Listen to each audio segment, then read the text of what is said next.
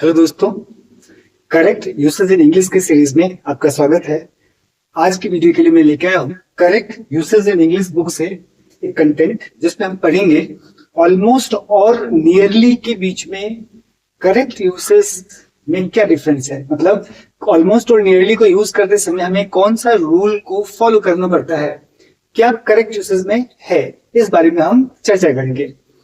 देखिए, ऑलमोस्ट और नियरली तो क्या मतलब है नॉट कंप्लीटली। मतलब आप एम्फसाइज करने के लिए कि पूरा का पूरा नहीं, नॉट नियरली या not completely. Almost and nearly का मतलब, दोनों का मतलब नॉट कंप्लीटली या नॉट क्वाइट। जब हम कभी भी ऑलमोस्ट का यूज करते तो हम कहना चाहते लगभग पूरा, लेकिन पूरा नहीं, मतलब लगभग पूरा के बराबर नहीं। तो नॉट कंप्लीटली हो गया, बिल्कुल ही लेकिन पूरा नहीं, मतलब पूरे बराबर होता उससे थोड़ा कम। इस सेंस में आप ऑलमोस्ट और नियरली का यूज करते हो। ऑलमोस्ट मतलब पूरा, बट पूरा से थोड़ा कम। नियरली पूरा, बट पूरा से थोड़ा कम। तो नॉट कंप्लीटली इसका मतलब हो गया। तो ऑलमोस्ट और नियरली का यूज नॉट कंप्लीटली या नॉट क्वाइट के सेंस में यूज होता है। इसको आप एडजेक्टिव, एडवर्ब या किसी नाउन फ्रेज या वर्ब के साथ यूज कर सकते हैं। नहीं, जैसे आप देखेंगे dinner is almost ready. Ready adjective है, एडजेक्टिव के साथ हुआ। We are nearly too late now, too यहां पर एडवर्ब है, एडवर्ब के साथ हुआ। शी ऑलमोस्ट नेवर विजिट्स, देखिए never, she almost never visits, यहां पर विजिट वर्ब है और यहां पर नेवर एडवर्ब है और ऑलमोस्ट है यूज हुआ। मतलब नियरली ऑलमोस्ट को आप किसी नाउन फ्रेज के साथ, किसी एडजेक्टिव के साथ, किसी एडवर्ब के साथ और वर्ब के साथ यूज कर सकते हैं, दोनों को बराबर। वीडियो का पर्पस ये नहीं है, बट इस रूल के साथ ये भी यूज कर दिया।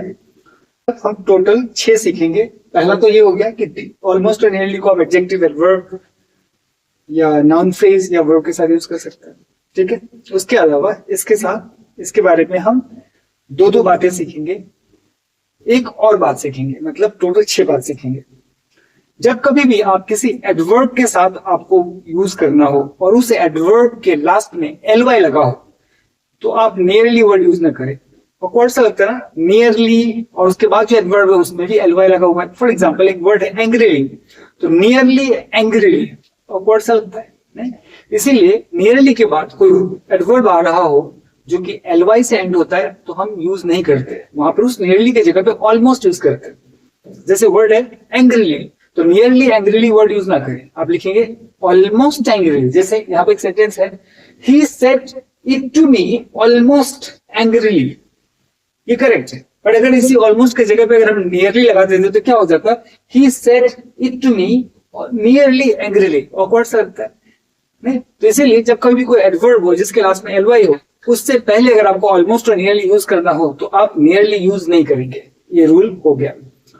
नेक्स्ट रूल नंबर 2 क्या है कि जब कभी भी आप ये कहना चाहते हो कि एक चीज दूसरे के लगभग बराबर है या एक चीज दूसरे के लगभग जैसा है, तो ऐसे में आप नियरली वर्ड यूज नहीं करेंगे, आप ऑलमोस्ट यूज करेंगे।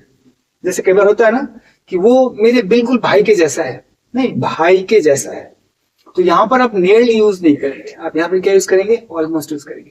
ठीक है, तो क्या बात रही कि अगर को ये बताना हो कि एक चीज दूसरे के जैसा है, मतलब जब कहते हैं ना कि ये ना बिल्कुल उसके जैसा है या ये मेरे बिल्कुल भाई के जैसा है या कोई एक चीज के जैसे तुलना कर रहे हैं और उसके साथ हम बताना चाह रहे हैं कि बिल्कुल उसके जैसा है, तो ऐसे सिचुएशन में आप नियरली वर्ड यूज नहीं करेंगे, आप हमेशा ऑलमोस्ट वर्ड यूज करेंगे। लिखा है ना, use almost to refer the one thing is like another. यहाँ पे लिख दे नॉट नियरली, मतलब ऑलमोस्ट की जगह आप नियरली यूज नहीं करेंगे। जैसे you make me feel almost like you are my brother, मतलब तुमने मुझे ऐसा अनुभव कराया या तुमको देख के ऐसा लगता है जैसे कि तुम बिल्कुल ही मेरे भाई जैसे हो। राइट, यहाँ पे नियरली यूज नहीं होगा, ऑलमोस्ट होगा। या जैसे दूसरा सेंटेंस है, this arrangement has made me feel almost my home. जैसे इस तरह की अरेंजमेंट मुझे ऐसा फील कराता है कि बिल्कुल ये मेरा घर ही है।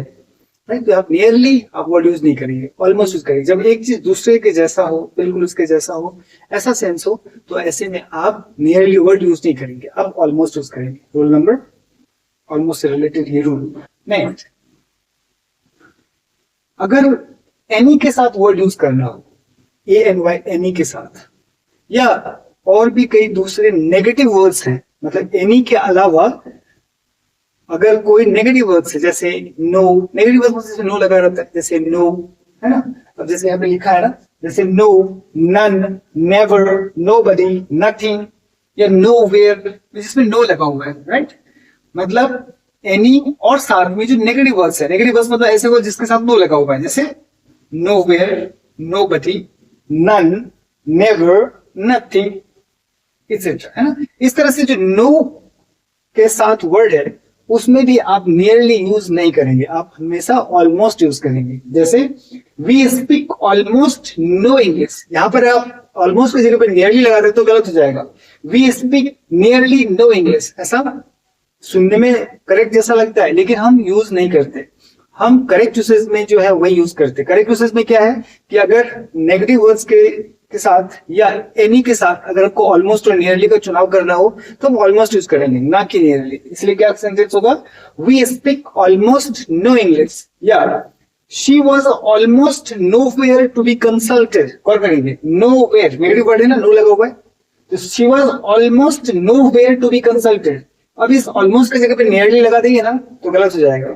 She was nearly nowhere to be consulted, सुनने में करेक्ट जैसा लग रहा है बट करेक्ट यूसेज में नहीं है, ये ध्यान देना है। तो इसका मतलब क्या हुआ, जब कभी भी नेगेटिव वर्ड्स हो तो उसके साथ आप नियरली के बजाय ऑलमोस्ट लगाएंगे, या एनी अगर वर्ड आ गया हो तो भी आप ऑलमोस्ट लगाएंगे, नियरली नहीं लगाएंगे। तो दो बातें हो गई ऑलमोस्ट से रिलेटेड, क्या कि जब कभी भी कोई नेगेटिव वर्ड्स हो उसके साथ आपको अगर ऑलमोस्ट और नियरली लगाना हो तो आप ऑलमोस्ट लगाएंगे, ना कि नियरली। दूसरी बात क्या हो गई, अगर एक चीज दूसरे के जैसा हो, ये रिफर करना हो तो वहां पर आप नियरली नहीं लगाएंगे, आप यूज करेंगे ऑलमोस्ट। ठीक है, अब आते हैं नियरली से रिलेटेड। नियरली से रिलेटेड क्या है, कई बार सेंटेंस में नॉट को एम्फेसाइज करना पड़ता है, और एम्फेसाइज करने के लिए हम ऑलमोस्ट और नियरली दोनों में से किसी एक को यूज करेंगे। तो ऐसे सिचुएशन में आप नियरली वर्ड यूज करेंगे, ना कि almost. Rule number 5, nearly is used after not to emphasize a negative statement. जैसे it is not nearly as nice, मतलब क्या कहना चाह रहा हूं कि सेंटेंस में नॉट यूज होगा बट नॉट को एम्फेसाइज करना है, नोट पे जोड़ देना है, तो उस एम्फेसाइज के लिए आप नियरली का यूज करेंगे, ना कि ऑलमोस्ट का। जैसे सेंटेंस में it is not nearly as nice, मतलब ये कहना चाह रहा है ये तो बिल्कुल ही नाइस नहीं है, या नाइस के बराबर तो बिल्कुल ही नहीं है, तो नहीं पे जोड़ दिया जा रहा है। तो नॉट को एम्फेसाइज करने के लिए आप नियरली वर्ड यूज करेंगे, ना कि ऑलमोस्ट। और वो क्या होगा, नॉट के बाद होगा, it is not nearly as nice. अब जैसे दूसरा सेंटेंस है, she was not helped nearly enough, अब गौर करेंगे यहां भी नॉट है, she was not helped nearly enough to reach to her success, मतलब उसे उसके सफलता तक पहुंचने के लिए किसी ने मदद नहीं करी, ये सेंटेंस है।